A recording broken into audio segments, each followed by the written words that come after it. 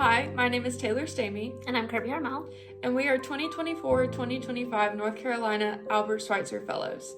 Our project has two arms. The first arm is that we started the City of Greenville's first ever employability program for people experiencing homelessness.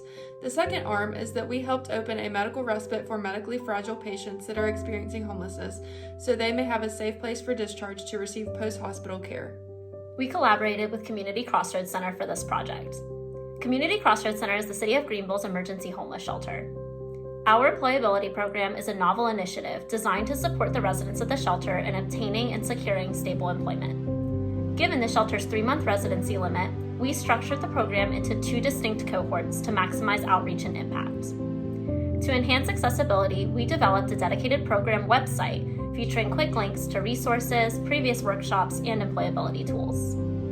Our fall cohort focused on group mentoring sessions, including career mapping workshops, resume building, and interview prep. At the conclusion of our fall cohort, we collaborated with local and state-governed agencies to host a job fair for residents. To ensure participants had access to professional attire, we partnered with ECU Purple Closet for clothing donations. Moving into our spring cohort, we sought to broaden our community engagement and deepen our impact. We partnered with North Carolina Career-readiness Center to enhance our visibility and broaden our resources. Additionally, our partnership with ECU College of Business allowed us to introduce a mentorship model, pairing residents with dedicated mentors to provide personalized guidance throughout their job search. This approach ensured that each participant had a single point of contact for all employability-related needs. At the conclusion of our program, 42 residents participated in the program, with 13 that went through each session and have graduated from the program.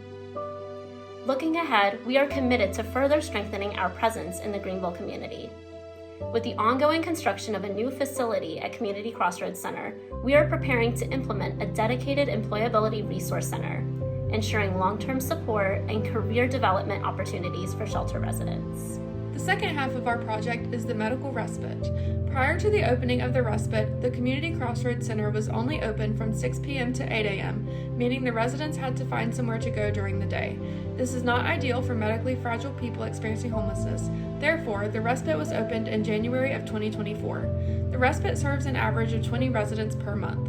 We have been working with the Community Crossroads Center to expand the capabilities of the respite. We were able to provide them with an AED and furniture for the respite. Additionally, we organized a CPR class for employees and volunteers. We provided nutrition counseling for a diabetic resident who was struggling to keep his diabetes under control. Future directions for the respite include CPR for residents and mental health training for shelter employees. We also plan to conduct quality improvement assessments to evaluate the respite's impact on healthcare costs by analyzing reductions in emergency department recidivism and hospital length of stay. We also plan to compare patient-reported outcome measures, or PROMs, of the respite residents to the general population to assess the program's effect on overall health outcomes. We hope to collaborate with the physical therapy and nursing schools. For sustainability, we plan to create a position within the Greenville Community Shelter Clinic, the free clinic located inside of the shelter.